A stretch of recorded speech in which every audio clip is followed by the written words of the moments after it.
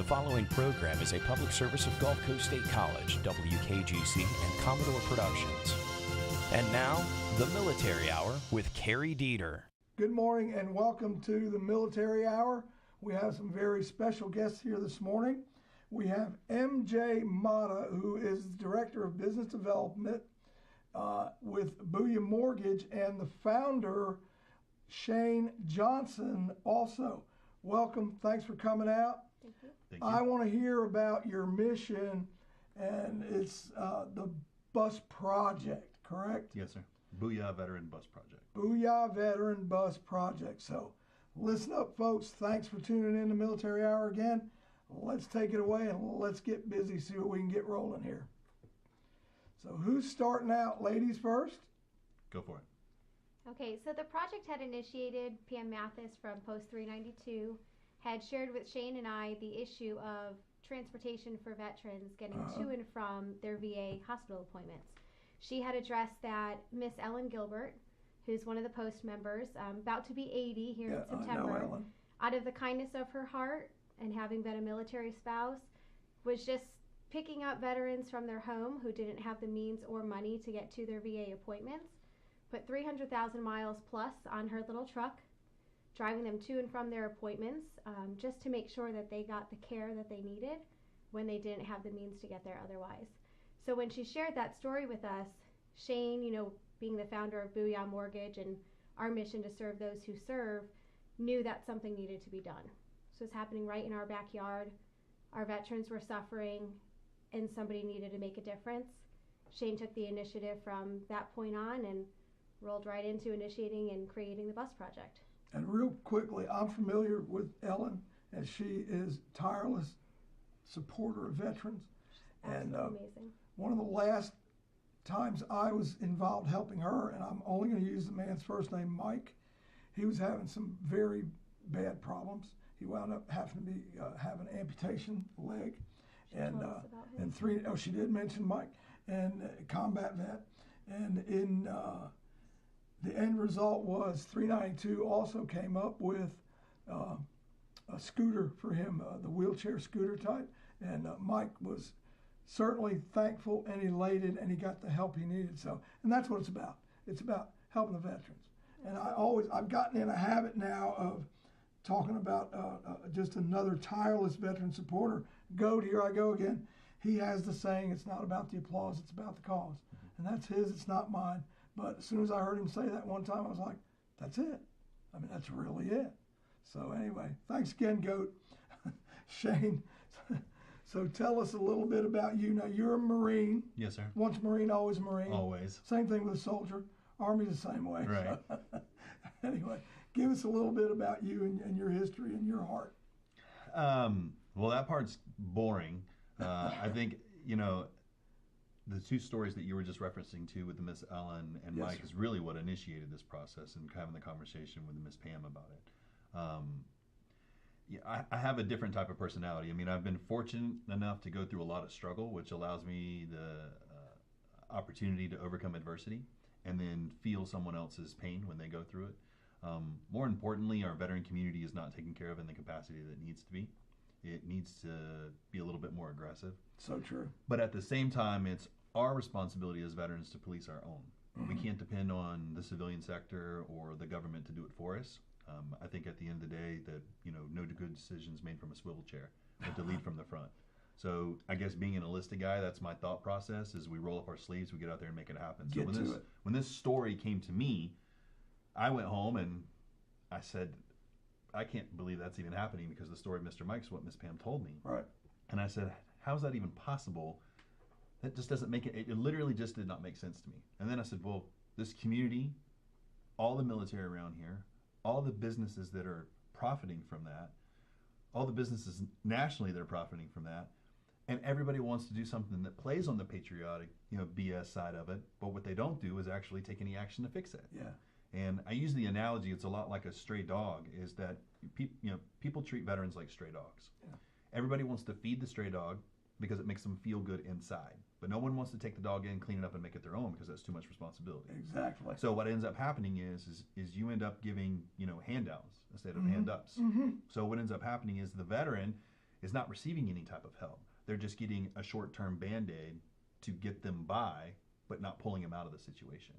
We know when we served that we have the opportunity to reach out to Sergeant. Sure. Sergeant, hey, I need something. I'm going through a bad time. Your fire team, your platoon, your squad gets behind you. Your OIC steps in and says, let's get you squared away. Exactly. When you get to the civilian sector, you're so isolated in everything that you do because they just don't understand that brotherhood. They don't get it. I don't know you. You don't know me. We meet today. It doesn't matter. We're automatically brothers. Exactly. No matter the difference, the branch, anything. So right now, if you needed something, you'd know I'd give it to you, and vice versa.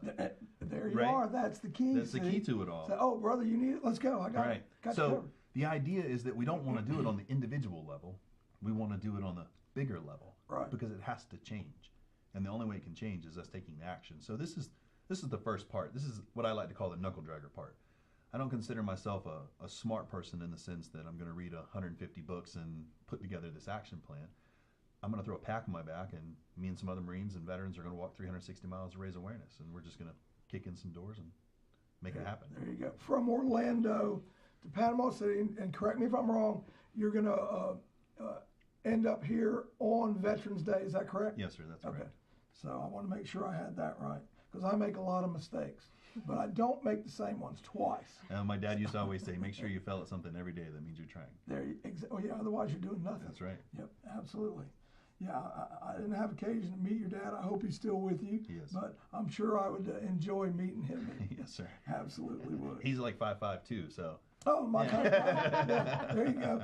Oh, that was one of those short Yes, sir. I got. See, I put that right in there. Yeah. You can always count on. them. Yeah. You can always count on Jarhead. They'll Yeah, get you. my grandmother was like 4'8", 4'9". She's Algonquin Canadian Indian, so she's really little. My Cool. grandfather was like 6 foot plus. Not really sure how that worked out. So my dad got the short end at 5'5". So I said, Dad, I think I'm the milkman's kid. Yeah, I've heard that one too. Yeah, yeah. Well, we're all a bunch of Heinz 57s, that's for sure. Yes, sir. But your vision is, and we briefly talked this a little bit, it breaks my heart to know that a veteran is out there homeless, number one. And if they're homeless, how can you expect them to drag their little earthly possessions they have, shirt, shoes, or trousers, and females as well, and be able to go find a job to help themselves up? I mean, that's an impossibility. If you're a CEO or somebody in HR, and here comes somebody that hasn't been able to shower or bathe or anything like that, and they're dragging their bags, really, are you going to hire that person? I think if we're honest, it's going to be no, thanks for coming in, and yeah, they'll do the legal requirement, keep the app on file, blah, blah, blah, but they're not going to put them to work. So we need to help them be able to do those things, is the way I see it. Now, and tell me about how you see putting the bus together. As a vision or logistically? Let's do both. Okay. So from a vision, this thing is involved more and more and more to something completely not what I expected it to. Look, the military is the largest dominating corporation in the United States of America because we're structured and we believe in something. Right. When you have the power to believe in something, you can accomplish anything in this course. world. Set aside the logistics of it all, the reason why you become a Marine, a soldier, a sailor, whatever branch that you decide to serve in, you understand the belief behind what you're fighting for, right? Correct. That's the key. The structure's irrelevant right now, but they break you down and they build you up to have that 100% belief that you are there to make a change, right? Core values. Yep. So when you have those core values, everything else falls in place. Now it's just practice, repetition, immediate action drills, everything just plays in a role, okay? But if you don't have the belief, it's irrelevant. So to go back to what you were talking about with them walking in with their belongings, I think the idea behind it is we have to change their mindset that they're worth something because they don't feel like it. Sure.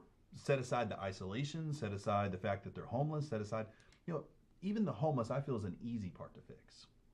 What scares me is the veteran that comes back from overseas that's teetering, that's coming back to the civilian life and then having a day to transition and no structure in their life. I mean, you go from challenges, from jumping out of planes to being downrange in combat. Even if you're in supply or you're in the rear with the gear, you're still challenged every day with obstacles.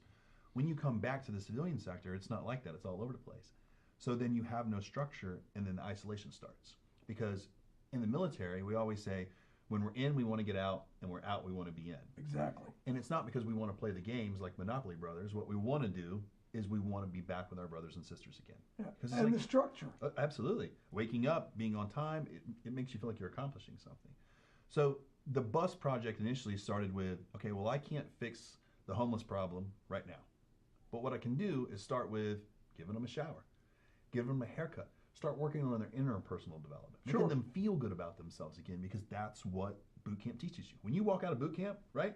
Chest up, standing up, popping and moving, you're in step with everybody. You know, you got your watch, you got your new shoes, you know, you spend a little bit of money, you know, you're all excited. You're a boot, the world is yours, you're going to accomplish everything. You're walking real fast everywhere you go. You're looking at people, you know, and you're snapping and popping. You have something that you know what I'm talking about. I'm laughing because I was 104 pounds of invincibility. Really? I was such a runt that I would never even had to be in a parade. As far as my right rear, out. It was like, Dieter, go. You're not marching in the parade. I'm like, hallelujah. All right, that's good. There's a certain sense of confidence that comes with it, and you know you're proud of it when you first do, because it's a huge accomplishment. You know, especially coming right out of high school, and you become part of what most people only dream to be a part of. You know, and so it starts with that. So I think the idea is catching that veteran that's right there, and then this is the part where I preach. I love the idea that companies like Walmart and Home Depot and Starbucks want to give jobs to veterans. I think that's great. Any opportunity to where we can fulfill those spots for people that want to do that. I actually really disagree with the idea, though. I think it's a small form of oppression. From a veteran standpoint, what we're always doing is we're giving them a fish. We're not teaching them how to fish. Mm-hmm. And what we're doing is we're saying, listen, I understand that you were handling millions of dollars of equipment. I understand that you were taking, you know, people's lives into combat, and they were trusted with you, and you were given all this responsibility. But I tell you what, we're going to open up 10,000 jobs so you can be a barista. Yeah. That's insulting. Yeah. You know, why do we not have enough companies like Edward Jones, you know, J.P. Morgan, setting up positions for these veterans to come back to be where they can make great money? There's nothing wrong with that. You can give back more and you can do more with that. Be small business owners. Inspire them to do more. Get mentors that are making tons of money off of people to step in and help these kids who have the foundation to be phenomenal. I mean, the top 25% CEOs in the United States of America were military. Oh, yeah. Think about that. Yeah. You know, now imagine what we could do. How much stronger of an America would we have if we could take someone who has so much belief for so little pay and put them in a business? We could have jobs. We could have, not worrying about profit, worrying about purpose and passion. That's what we could create. So the bus project. That, the profits follow. Well, a smart man once told me that a rich man focuses on doing the right thing, and money's a byproduct of that. A poor man always focuses on money. Correct. You know, so Absolutely if we focus on doing the right thing, because we already have that, that's why we serve. Maybe that wasn't our first intentions when we went in, but after a while, and looking back on the nostalgia of it, we say, God, I'm proud that I served for this country. Of course. I'm not complaining about it. I love it. It gave me everything I get to sit here today and talk about. I would do it again. Even at my age. Yeah. I mean, if necessary, I would. Absolutely. 65, let's go. That's how we all feel, right? That it stays with us. It takes a certain type of person. So the project itself was more of a way to say, okay, here's where we can start. Our government isn't doing it. Our politicians aren't doing it enough because they have their own objectives. Self-preservation is pretty important. And to be honest with you, there's nothing worse than sitting on the sidelines pointing the finger saying, Mr. Politician, why aren't you doing this? Why aren't you doing this? I mean, in the military, it's irrelevant. Exactly. I don't need your help. We'll just get it done. Yeah.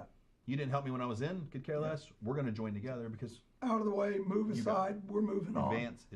Exactly. Mission accomplishment. True warfare. Yep. So I kind of took that same initiative and said, okay, that's it. Let's just put it together. We can fund it. We can find the money. We can do something. We don't need anybody. And then it just grew and got bigger and bigger. So the bus project itself initially is for Orlando and Panama City market.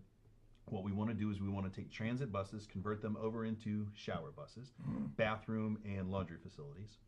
We want to station it down where we can connect to the city water, hook it up where we can go in there and just say, hey, listen, come on in, get some showers, clean up, get some haircuts, feel good about yourself, and start there. Then in addition to that, based on the story you were talking about earlier, I really want to make sure that I make a point with something first. And this is all for Miss Ellen. Okay, this whole hike is in her honor. This whole project is for her. She deserves it. She deserves it for sure. I hate that I even have to be on here to be the face of it, because I'm not the face of it. She is. And Miss Pam, who brought it to the attention, I'm just the knucklehead that's trying to get it done. At the end of the day, Miss Ellen's the true hero. She didn't ask for any kind of notoriety. She used her own money. She's 80 years old, 300,000 miles on her truck. If anything, it makes me angry. See, I controlled my PC. Yeah, you're doing good, because we talk about that. So, yeah. So it upsets me. Too. Yeah, it upsets me that the community doesn't stand around and allows an 80-year-old young lady to drive with health issues to have that happen. Yeah, she has her own. And, right? And I don't know if she mentioned it or not. She may have. Her daughter, I'm going to use first name Sherry, also works with terminally ill children. She did mention that. Yeah. So her daughter obviously got some of that heart for serving from her mother. Right. So, and those are the kind of people that America desperately needs. We need to be teaching our children. And you heard me say I've got 2 daughters that are nurses, so they're doing their give back. Right. We couldn't be more proud as a father. Yes, sir. But we have deeper needs, especially for our returning warriors and service people, because, and you know as well as I do, when you ETS, you may have been living on adrenaline, and all of a sudden you're on a train, and you get off the train, and you're still doing 90 here, and you get off the train that was doing 90, and you're in the civilian sector, and it's like, what am I going to do now? What do I do now? What am I going to do now? And then you There's second guess jobs. yourself. You second guess Oh, yourself. you do. I had a Edwards Jones financial rep last night at the chamber that was like, came up to me and said, we hold jobs for veterans and no one ever shows up. And she goes, no, I just don't understand. It's a great job, it's a great opportunity. I said, okay. I grew up. I was 18 years old. My father was a correctional officer, still is for 30-something years. I grew up in a small town in a single wide trailer about 12 miles away from town. Okay. 4 siblings, a blind brother, handicapped brother, my sister. I helped take care of my nephew, helped my father as much as I could as a single dad, raising all of us and driving and working 4 to 12 shifts as a correctional officer and doing everything he could. Right. And then, he was a cattle rancher as well. So on the weekends when it come around, we'd get up at 4 o'clock in the morning, we'd go build fence, we'd work cows. My dad instilled that work ethic to keep pushing, but every day when I get ready to go to school, iron my clothes. You won't look like a ragamuffin is what he said. We take care of our home. We take care of our house. You take care of yourself. It doesn't matter how much money you have. You will take good care of yourself and represent that. There's no shame in being poor, because everybody can get a bar of soap somewhere. Yes, sir. Yeah, and it's all in how you carry yourself, a certain level of confidence. Yep. So it really comes down to, at the same time, making sure that there's a lot of people like you and myself and MJ that are wanting to give, but we just don't have the leaders in place to take the action, because sometimes you just don't know. And what I meant by the Edward Jones rep is when she said no one would show up, I said, listen, what do you expect with someone with that background? When someone associates a company like that, they think 4-year degree, they think that they have to know a bunch. I said, you're delivering it wrong. You need to get out there. Military, we have to be told what to do. Let's go. Yep. Come on. Yep. And then we get in there, push it, make them jump, and they go, oh, man, that was great. Let's do it again. I'm going to share something with you may or may not know, and I didn't know this, but a 1-star who had retired that I worked with, his name was Walt Mather. We somehow bumped into each other, and I always thought that if you were going to be a stockbroker or do anything with the SEC and all that, that you had to be this highly educated person. Guess what? You don't even need a high school education. If you can do the work and study and pass the exams, guess what? You're a stockbroker. And what do you learn in boot camp? I did it. Well, what how the to mind study, can, right? You did the same thing. I mean, everybody goes through a certain level of it. And what the mind can believe, the mind can achieve. You got it. Yeah. And he encouraged me, and I was like, and I wasn't a young dude then either, but I did it. So I was like, well, I'll be doggone.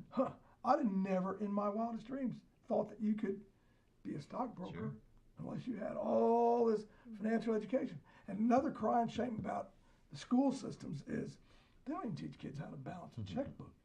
It's terrible. But that's another story. Maybe we should start with the Pledge of Allegiance. Let's fix that one first. Well, and then we'll talk about that after, because we do a Flags for First Graders program where we go to schools, teach about the flag and such. But any of that, I'm going to switch over to MJ Motta now, so that Shane can catch his breath a little bit, because I know she's got it's ready to just all jump out. But we will like get that there. racehorse in the gate. Let me out. Yeah. He gets me motivated and pumped up, though. I love when he's talking Well, about that's it. good. So Well, passionate. yeah, you should have listened to Why the I follow Rolling in his Stones footsteps. this morning. Start me up, right? But you're going to be an integral part here in the Panhandle. Am I correct in what I'm saying? Yes, sir. I am here locally, so I'm assisting Shane with coordinating the raising of awareness as the hikers come into the local area, as they wind up ending in the parade at Post 392. So any way that I can incorporate with our local associations, our local organizations, anybody that's here in the Panhandle area, I can help maintain and make sure it stays organized, because these guys are going to be out on a 360-mile hike. Yeah, they're going to be rucking. So we want to make sure that they're supported, they're taken care of, whether it's, refreshments, camaraderie, moral support as they hike in, anything to do with the local area, to make sure that they're supported every step of the way. Good deal. I'll do everything I can to make sure that every veteran service organization here knows it. AMVETS, VFW, all the legions, because we are all members of all of them. Yes, sir. So, key with all that is we should all also, every VSO should be coalescing and working together, just like every branch of the military does and did. So, it's not about, our post is better, or no. I mean, there's different people do different things different ways at these places. So I'm kind of a big proponent like that. Let's all work together, to make it better. Right. We don't need to have any infighting. It's enough of that out there in the civilian world. Let them do that. So Pam has been wonderful about coordinating all of that as well. Her and her husband Jeff have stepped right up to the plate, offered their assistance, working on communicating throughout the other posts, the other commanders, making sure everybody's on board, because just like you said, it's a group effort. We all need to be working together, and she's been a very, very important key role for us in coordinating all of that and making sure it goes off without a hitch. And part of that, and I've seen this a lot, because to give everybody credit, they all do work together and do a lot of activities together, and that's as it should be. And if you've got an idea, and I've got an idea, and Miss MJ Motta has an idea, well, we talk it out. Well, maybe your idea is better than mine and hers, or vice versa. Right. Let's go with what's going to work best for everybody, to get it done. So we get a lot accomplished that way. And I've got to tout the members of 392, because it's a very young post, but one of the biggest posts in the state of Florida now. And that was all done with excellent leadership, of course, but and members that didn't mind volunteering to get it done. That post was built, and we're only a little over 3 years old. And That's awesome. it was just an empty block It's building. a good look in the post. Yeah, It's really empty, good looking. all volunteers. Mhm. Everything's volunteers. That's So, yeah, can't give them enough credit. That's for sure. So, Pam had invited us in, was it Monday night? Tuesday night, I think we went in, got to Mhm. see the post for the first time. We got to sit in on a meeting, hear about how much they truly do in the community. oh, They're about all hands on deck. I mean, we were looking at their calendar and they're going over dates, and now it's just one thing after another, and they don't ever stop. They don't let them, it doesn't get them down. Anything they can do to give back to their veteran community, they're on top of it. and that's another reason why I started the military hour on Facebook, because I'll post every AMVETS, VFW, Legion. I put everybody's calendars up. Right. That way you can pick and choose, and, do what you want to do. For instance, if you're allergic to seafood and they're having seafood here at this post, and this post over here is having a steak night, well, you can't eat the seafood. Now you know they're having steak. You can go over there if that's what you want. So I see that as a help as well, and it's open to any post to post, any post to post. That's kind of redundant. They can put up their activities there, as long as it's nothing derogatory directed towards anyone. Right. So it's all clean, it's all good, put it up there, it's open. Because if it's not, I'm yanking it down, That's so. right. But anyway, just trying to help, let's keep spreading the word, keep those tentacles going out. Absolutely. Make everybody aware. Market it the correct way so everyone Yep. knows what's going on. Yep. Absolutely. So now, back to passion, All right, here we go. heated Man, passion. we're good. PG. Yeah, I think the main thing to remember is, my mortgage company and the Booyah Veteran Bus Project, they're one and the same. The idea behind it is, when I started the mortgage company, I started developing a mission statement. And I put the mission statement in saying a veteran, whether active duty, retired, or discharged, is someone who at one point in his or her life wrote a blank check made payable to the United States of America for an amount up to and including his or her life. And that is an honor. And there are way too many people in this world today who no longer understand that fact. And my mission, our mission, and the Booyah Veteran Bus Project's mission is to give back to those who write that blank check. And Amen. That's what we follow. The mortgage just happens to be a way that we can help because it's my experience. The bus project is, I have zero experience in it other than it's kind of laid out the same as building businesses. But it's the passion that builds it. It's the passion that put the hike together. It's the passion that has these types of conversations. It's the passion that inspires other people to be a part of it. We have to keep that controlled and not dilute it. I don't care if a politician gets involved. I don't care if a business owner gets involved. I don't care if the community gets involved. It's going to happen. You neither like it or you don't like it, but I'm not going to sit there. Our tagline's no vet left behind for Booyah Veteran Bus Project. We knew that in the military. Exactly. And I'll be dadgummed if we're going to continue to allow our veterans to sit out there and be homeless, or we're going to allow our veterans to come back and not have an opportunity to go to another level. They should advance. When you have a job, you move up. When you're in the military, you move up rank. Why is it when we come out of the military, we automatically go back and take all that away from us? We should move up in our careers. We should move up in our business. We have the foundation. We have the foundation to achieve and believe and conquer any and everything in the world, and we do it. And then we come back and people treat us like they don't, honestly, they're intimidated. Pretty much, you're right there. Yeah, they're intimidated. And then we're lost too, because when you're in the military, you can go to your S2 and you can go to admin and get what you need. When you get out in the civilian world, you've got all these organizations all over the place trying to take care of their own thing, and there's nothing really, when I say nothing really, on a large scale that's controlled. And somebody asked me a question yesterday. They said, I think we were talking to the ladies yesterday, and they said, well, have you worked with the branches of the military to try to figure out a transition phase? And I laughed and I said, why would I want to work with them? They've already got all the funding and they put them out on one day. If they were going to take care of it, they would have taken care of it a long time ago. Yeah. How is it Vietnam veterans, 30 years later, are still having issues? You mean to tell me we've developed the internet, the cell phone, went to the moon, we've accomplished all of these things, and we can't seem to figure out the VA? Come on. Something wrong with that picture, Something's isn't it? definitely wrong with that picture. Oh, yeah. So, it takes a step back and say, okay, but how do we fix it?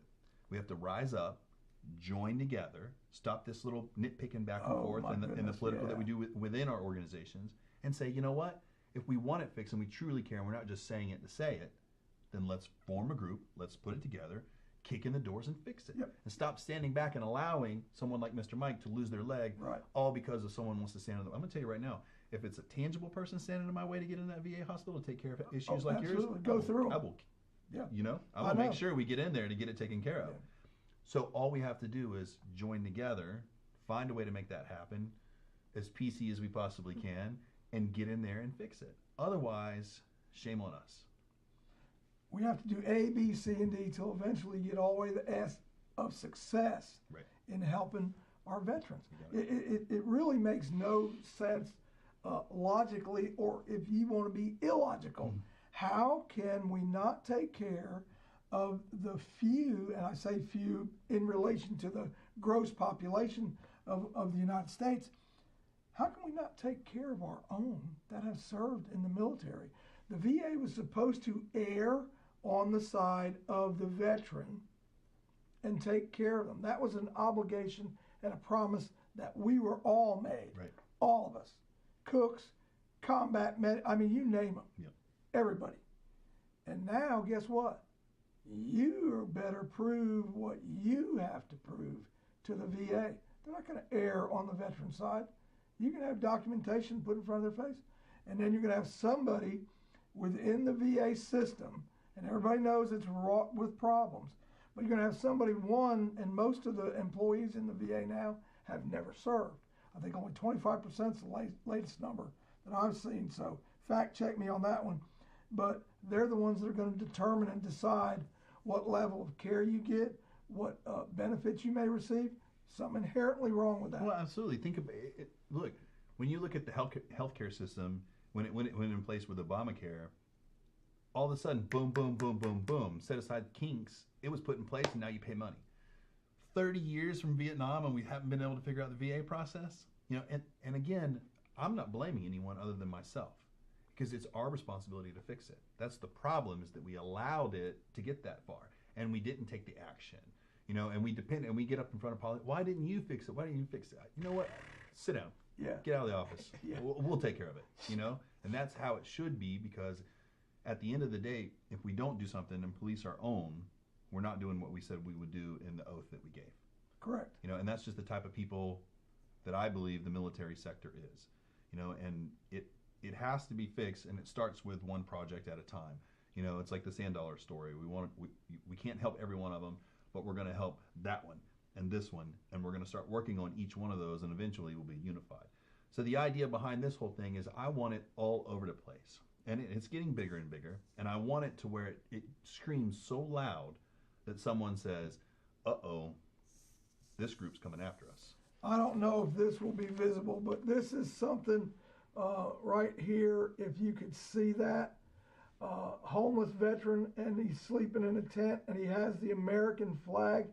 If we see something like that and we don't go over and physically immediately begin to help, not only shame on us, we should be run out of the country. That is just uncalled for. Should never happen. The same thing with those that complete a suicide. Another side of this whole issue. And that all goes back to not being properly cared for once they have come out of the service. And we've all seen those stories, and we know. I brought it up last night in my meeting. Breaks my heart. Because I'm trying to, in addition to this, I want to develop a transition housing where we build a sustainable community, affordable VA housing, where we fund it, we build it, and then we create the facility where they have avenues. If a veteran comes out and says, I don't know what to do to go to school, we put them through this. They sit down with an advisor does the paperwork for them, helps them, and says, okay, everything's taken care of with your tuition, you go here. And I understand colleges have that specifically, but like in anything else, you have to be, not the jack of all trades and the master of none. And you also have to speak the terminology. You and I, lingo, Exactly. boom, just like that. Oh, yeah. You get the civilian sector, they don't understand our frustration, it doesn't connect as well. So the idea is that we want to put them in an area where not only do you get 13 weeks, 8 weeks, 10 weeks to become, soldier, sailor, or Marine, but then the same thing for transition process outside. So we bring them in, they get 13 weeks, we PT, we put the structure back in, we build the camaraderie again, we give them a sense of understanding, we develop them for the civilian sector, we get sponsors in from companies that give them jobs when they get out, not, hey, you graduated and now we want you to go interview for something and they're back isolated again, and then give them a mentor. Someone that will follow along with them and put them together. I mean, there are so many types of organizations out there that do this for who are not veterans. I'll keep that over on that side of it. But how is it, with all the money that we have and the funding that we have, I know it's there, that we're not allocating. And you know why? Because it's not us in there. Right. It's someone that wants to do it, to play on the fame and put it on a webpage and say, hey, I support the veterans, but not actively doing anything about it. They play on that. It's a shame. It is a shame. So It is a shame. We're going to have to wrap this up, as much as I don't want to, because I'd like to keep talking about this. Yes, sir. So I'm going to invite you back, which you're going to be here the 11th. And MJ, you're going to keep us apprised of what's going on. Absolutely. And perhaps with the young man you spoke to earlier, because this is such a military-friendly school, Gulf Coast State College, hands down, one of the best I've ever seen at how they embrace the military and the programs they have here for the military. So hopefully he can make something happen as you're making progress on the trek from Orlando to here. 360-mile ruck. yes, sir. Dude, hydrate. You got to hydrate, brother. My first station was 29 Palms. Whoa! So hydrate, 29 stumps. Hydrate. I get made fun of by my fiance all the time. So all you do is drink water all the time. I'm like, listen, you're in the Mojave Desert and you're out there, you drink water. I don't care what kind of water it is. I'll drink the fire out of it. Exactly. So, hydrate all day. Shane, thank you, my brother. My Thank pleasure. you for your service. You got it, buddy. Appreciate you, man. Thank you. We have a saying as well, vets helping vets. no vet left behind. Yes, sir. We don't do that. No, sir. The mission is all about.